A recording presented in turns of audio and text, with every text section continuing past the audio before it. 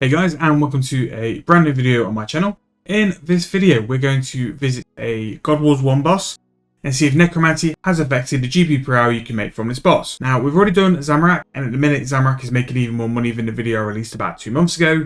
The price of the subjugation gowns are looking to be about 15 mil a piece. However, Bandos has also been affected by the Necromancy update and it's kind of gone a little bit under the radar. So in this episode we're going to go venture to Bandos, do an hour worth of kills and see what the GP per hour is like.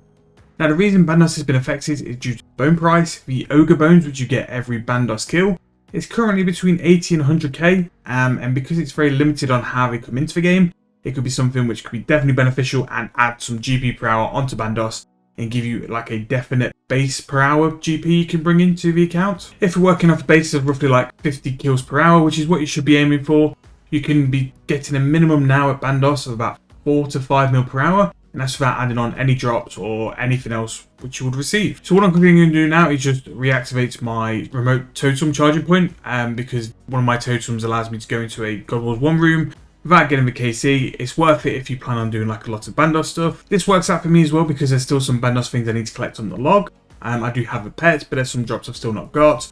So we're going to go do an hour testing and just see what Bandos brings in profit per hour. Now in terms of profit per hour, it won't be anywhere near like your Addy Dragons, Rune Dragons, Wyverns or anything like that. But I still think if you've got a boss log to complete and it's making a lot more GP than it normally does, like Zami, it's now is the best time to get that done and completed and ticked off your list. So I've just finished my totem, and if we just really quickly check my Bandos log, the pet is in the bank. I've not actually clicked to claim it yet, but my collection log, as you can see, I still need things like the chest plates and the boots to complete the Bandos log. So now's the best time to go and get it. I'm going to get some ourg bones for Necromancy because they're going to be needed. What sort of quantity, you don't really know. But it's something I want to be doing just to start building out my bone collection in the bank for Necromancy. So in terms of the setup, Bandos is very, very easy. Very like low tier, so you don't need to take anything too impressive.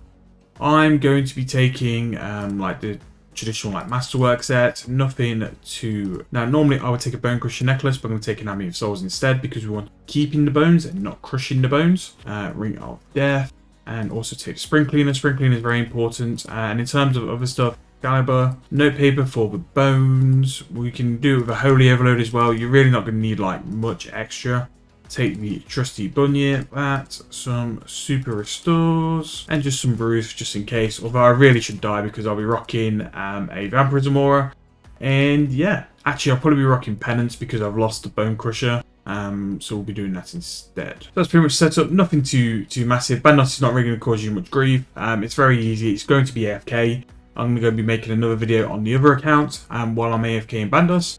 And we'll come back at the end to see if it actually works, and if it is decent profits, and if these bones actually A, do sell, and B, worth collecting. Now Bandos also is able to drop the ogre bones noted on some of its drop. They're actually its best, well, one of its best drop apart from a Bandos piece at the minute.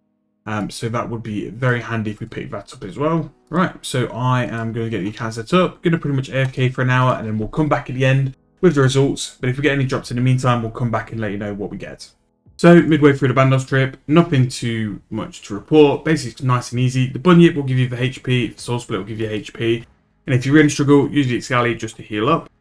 The minions will drop a lot of sharks as well, so you'll get your HP back from that. The one thing you're not recovering though is your prayer points. So going into this, you'll need to do the penance. Penance aura will make sure that you can like shut your prayer out for the whole trip. If you needed to, you can do the vampirism aura and the penance powder. Penance powder is a little cheap at the minute because the roses have crashed, and because the price you're going to get for the bones, you will still make profit. You could survive as well with the bone crusher off the minion kills. You'll loot the ourg bones, but then you'll bury the minion kills. And if you time that with the bone crusher necklace, you can also survive on prayer points as well. The setup I'm doing is the bone crusher, getting the prayer points from the minions, and then also using vampirism as well, just so it's fully AFK. The only time I really need to worry about this as well is just if the HP goes really low. Apart from that, I don't look at it. I go and play on a noob account, currently fishing. But yeah, in terms of a pet hunt, this is nice. It's actually decent XP as well. We'll be doing the pet hunt, especially God Wars 1, for hopefully the next 5 mil XP. And then we'll go back to Slade to finish off the rest of it as well.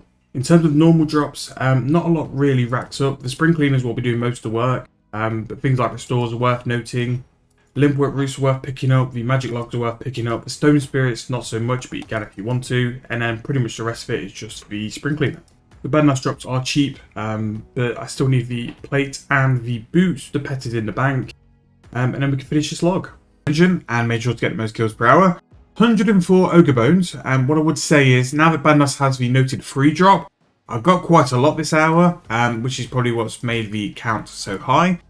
GE price is 4.4 mil, and the coins we've got from the Spring Cleaner is just over a mil, so that's really nice. The other drops, it really isn't worth a lot, but if we do it, I've got some Bandos drops as well.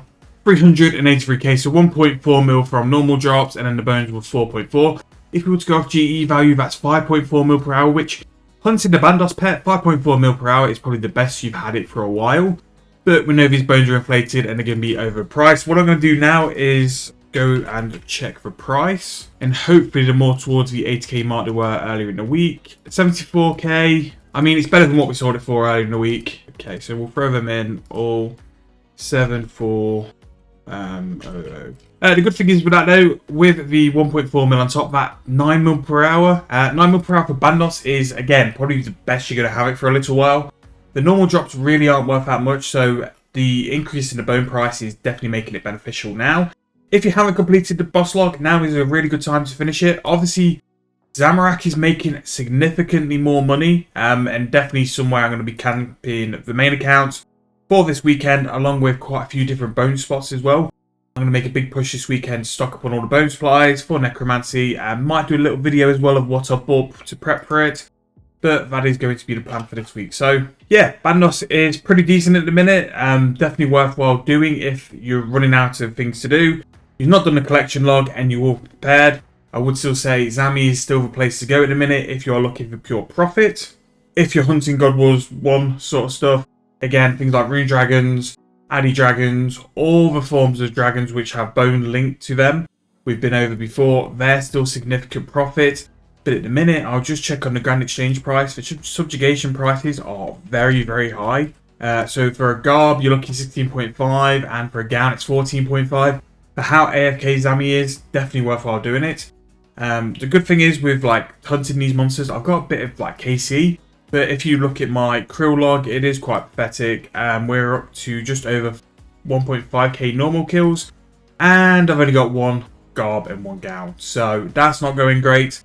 Still need the pets as well though, so that's a bonus. I still need to go and grind that. But hope you guys have enjoyed. If you have, please leave a like, please subscribe to the channel. More content coming. We have finished the Prime membership account, but there is going to be a very important update coming out about that as well. We've got stuff to prepare for bonus XP weekend. We've got stuff for Necromancy. The noob account will repay a visit to very, very soon, so there's still plenty to be coming on the channel. Hope you guys enjoyed again. See you guys very soon for the next video.